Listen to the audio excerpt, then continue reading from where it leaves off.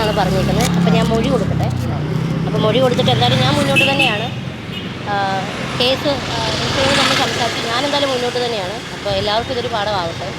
ഇവിടെ മനസ്സ് വേദിച്ചാണ് ഇപ്പോൾ വന്ന് നിൽക്കുന്നത്. ഒന്നും പറഞ്ഞിട്ടില്ല.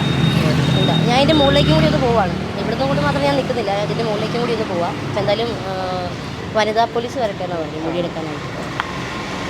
വേറെ ഒന്നും പറഞ്ഞില്ല. ഞാൻ പറഞ്ഞു ഇത്ര ദിവസമായി, 25 ദിവസമായി എന്ന് ഞാൻ പറഞ്ഞു. അതായത് കാണിച്ചു വെച്ചു.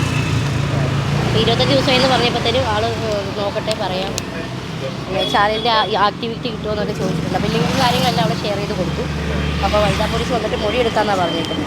അപ്പോൾ മൊഴി ഒന്ന് എടുപ്പിച്ചിട്ട് ഞാൻ ഒന്നുകൂടെ മുകളിലേക്ക് കൂടി പോവാം. എന്തായാലും ഞാനിത് തോൽക്കാൻ സമ്മതിച്ചിട്ടില്ല, ഞാൻ മുന്നോട്ട് തന്നെ.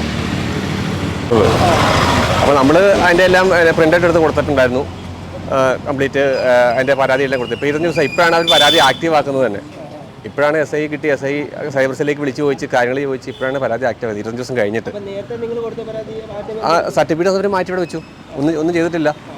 ഇപ്പോഴാണ് ഇനി വനിതാ പോലീസിന് മൊഴി കൊടുക്കുക എന്നൊക്കെ പറഞ്ഞാൽ പരാതി മുന്നോട്ട് പോകുന്നത് ഇപ്പോഴാണ്. ഇനി തുടങ്ങാൻ പോകുന്നേ ഉള്ളൂ. അതാണ് കേരള പോലീസ്. കൊടുക്കാൻ പോയി. ഞങ്ങളിപ്പോൾ തന്നെ പോവാ. അത് ഇറങ്ങി അങ്ങോട്ട് പോവാം. ഒന്ന് നമ്മുടെ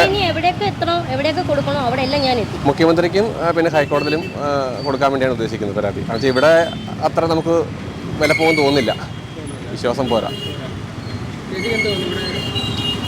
എനിക്കൊന്നും തോന്നുന്നില്ല. നമുക്ക് തമാശ കളിക്കാമെന്ന് പറയുന്നത്. എൻ്റെ ലൈഫ്, എൻ്റെ ഫാമിലി ലൈഫ് എനിക്ക് തമാശ കളിക്കാൻ പറ്റത്തില്ല. ഞാൻ സീരിയസ് ആയിട്ട് എടുക്കുന്നതാണ്. അപ്പം എനിക്ക് അതുകൊണ്ട് തമാശ കളിക്കാൻ നേരമില്ല. എനിക്ക് എത്രയും പെട്ടെന്ന് തന്നെ എനിക്ക് നീതി കിട്ടണം, അത്രേ ഉള്ളൂ. അതുകൊണ്ട് ഞാൻ ഇതിലും മുകളിലേക്ക് പോവാണ്.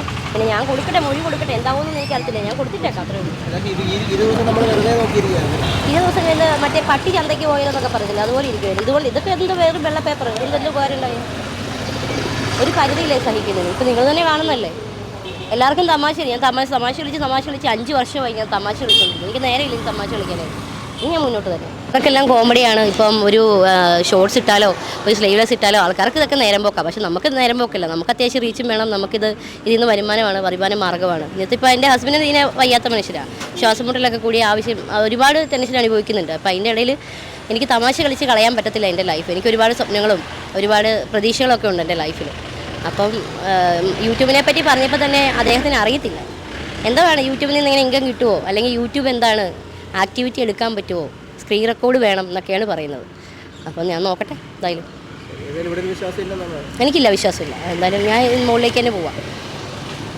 മൊഴിയൊക്കെ എടുക്കണമെന്ന് പറഞ്ഞു. എന്തായാലും കൊടുത്തിട്ട് വരാം. അത് അതിൻ്റെ ചടങ്ങല്ലേ, ചടങ്ങൊക്കെ നടക്കുന്ന വഴി നടക്കട്ടെ.